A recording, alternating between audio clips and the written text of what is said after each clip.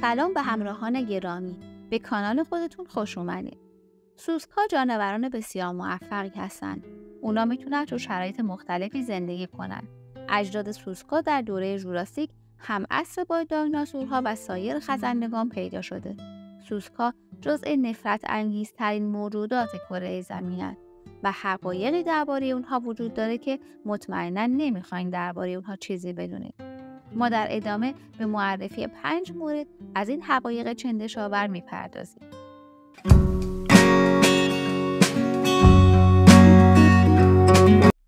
1. شیر اونها ممکنه غذای آینده ما باشه. دانشمندان هندی نوعی سوسک به نام دیپلوپترا رو کشف کردند که تخم‌گذار نیست و تنها حشره‌ای که در طول دوره بارداری بلورهای شیری رو تولید میکنه تا سوسک‌های نابالغ در بدن مادر تغذیه کنند. شیر این حشره انرژی 3 برابر شیر گاو داره.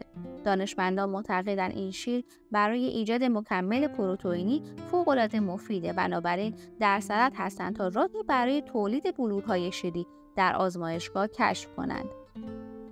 2. ماده‌ها میتونن اسپرم رو ذخیره کنند. مثل هر موجود دیگه‌ای، جنس نر و ماده سوسک‌ها با هم آمیزش میکنن. با این حال سوسک‌های ماده احتیاجی به سوسک‌های نر ندارن. اونها در یک جفتگیری میتونن اسپرم نر رو گرفته و در بدن خودشون ذخیره کنن تا بعداً ازش استفاده کنن. به همین دلیل اونها در طول زندگیشون فقط یک بار جفتگیری میکنن و اسپرم اون رو تا زمان مرگ نگهداری میکنن. 3. سوسک‌ها باد معده دفع میکنن، اون هم به مقدار زیاد. ممکنه تصور کنید که این کار از حشرات بر نمیاد، اما اشتباه میکنید، زیرا سوسک‌ها یکی از حشراتی هستند که بیشترین باد معده رو تولید میکنن. آیا باد معده این حشرات بدبوئه؟ دانشمندان تا به امروز موفق به فهم حقایق بیشتری از باد معده سوسک‌ها نشدند. اما بررسی‌ها نشون میده که سوسک‌ها چند برابر جثه خودشون باد معده دفع میکنن و دانشمندان موفق به کشف عنبرهای باد معده اونها در گیاهانی خاص شدن. 4. چین مزارع بزرگ پرورش سوسک داره. سالهاست که چین با معضل ضایعات مواد غذایی درگیره. تنها پکن در عرض 1 سال 9 میلیون تن پسماند غذایی تولید کرده. اقتصاددانان چینی راه حل بسیار جالبی رو پیشنهاد کردند. سوسک یکی از اصلی ترین غذای چینی هاست و منبع تغذیه سوسک هم فضولات و ته‌مانده مواد غذاییه.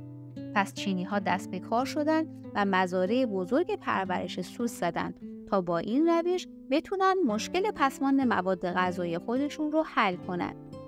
میلیون ها سوسک میتونن 50 تن باقی مانده مواد غذایی رو تنها در 1 روز مصرف کنن. کاربرد دیگه سوسک‌های این مزارع استفاده از اونها در لوازم آرایشی و غذای دام هاست. 5. سوسک‌ها در چرخه نیتروژن نقش بسیار مهمی دارند. حدود 5 تا 10 هزار گونه مختلف سوسک روی زمین زندگی میکنه که یک منبع پروتئینی مهم برای بسیار از پرندگان و پستانداران کوچکی مثل موش‌ها به حساب میاد. با توجه به چرخه غذایی میبینیم این شکارچیان سوسک خودشون میتونن غذای گروه دیگه‌ای از حیوانات، از گربه‌ها و گرگ‌ها گرفته تا خزندگان و پرندگان شکارچی بزرگتر مثل عقاب‌ها رو تامین کنن. در نتیجه هر گونه کاهش جمعیت سوسک‌ها میتونه تأثیر غیر مستقیم روی منابع مورد نیاز بسیاری از گونه‌های گیاهی و جانوری روی زمین داشته باشه. اما چرا گیاهی؟ سوسک‌ها از مواد عالی در حال فساد تغذیه میکنن که سرشار از نیتروژن هستند. اونها این ماده با ارزش رو در مدفوع خودشون به شکلی به خاک برمیگردونن که اون رو حاصلخیز و غنی میکنه و برای گیاهان قابل استفاده است. به عبارت دیگه، از بین رفتن این جانداران اثرات مخرب جبران ناپذیری روی سلامت جنگل‌ها و به شکل غیر مستقیم روی جانداران اونها خواهد گذاشت. خب، به پایان آمد این دفتر. حکایت همچنان باقی است. چندشترین موجود دنیا حالا حرف برای گفتن داره. توصیه میکنم ویدیوی بعدی ما رو ببینید و حتما کانال ما رو ساب داشته باشید. خدا نگهدار.